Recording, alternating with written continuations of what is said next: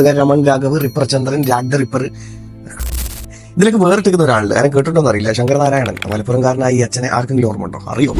2001 ഫെബ്രുവരി 9 അദ്ദേഹത്തിന്റെ ജീവിതത്തിൽ വലിയ ടേൺ ഉണ്ടാവുകയാണ്.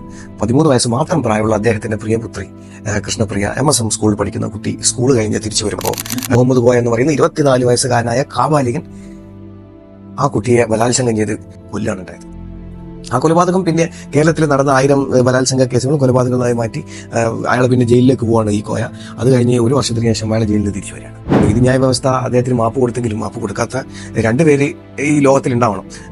അതായത് ഒന്ന് പഠിച്ചവനും, രണ്ടാമത് ഈ കൃഷ്ണപ്രിയയുടെ അച്ഛനായ ശങ്കരനാരായണൻ. ഈ കോയ ജയിലിൽ പോയ അന്ന് മുതൽ അരയിൽ തിരികെ കൊണ്ട് നടന്ന ഒരു നാടൻ തോക്ക് അദ്ദേഹം ഉറക്കത്തിൽ പോലും കയ്യിൽ നിന്ന് വിട്ടിട്ടുണ്ടായിരുന്നില്ല.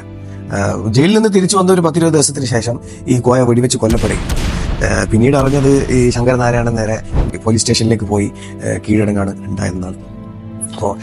അപ്പോൾ പഠിച്ചവനും അല്ലെ ശങ്കരനാരായണനും മാത്രമല്ല, പിന്നീട് നീതിന്യായ വ്യവസ്ഥയും ആ കുട്ടിക്ക് വേണ്ടിയിട്ട് നീതിക്ക് വേണ്ടി എന്തെങ്കിലും പ്രവർത്തിച്ച് നമുക്ക് വേണമെങ്കിൽ പറയാം. കാരണം 2006 വർഷത്തിൽ അദ്ദേഹം കണ്ണൂർ സെൻട്രൽ ജയിലിൽ നിന്നും റിലീസായി പിന്നെ ജീവിതത്തിലേക്ക് തിരിച്ചു വന്നു. ഇന്ന് ജീവിച്ചിരിപ്പുണ്ടോ അല്ലെങ്കിൽ എന്താണ് ഒന്നും എനിക്കറിയില്ല. മലപ്പുറംകാരനായ ഇദ്ദേഹം അല്ലെങ്കിൽ അദ്ദേഹത്തിന്റെ ബന്ധുക്കൾ ആരെങ്കിലും ഇത് കാണുന്നുണ്ടെങ്കിൽ ആ കൃഷ്ണപ്രിയ എന്ന് പറയുന്ന കൊച്ചു കുഞ്ഞിനോടുള്ള സ്നേഹം അറിയിച്ചുകൊണ്ട് തന്നെ താങ്കളോടുള്ള ബഹുമാനവും ഞാൻ അറിയിക്കുകയാണ്.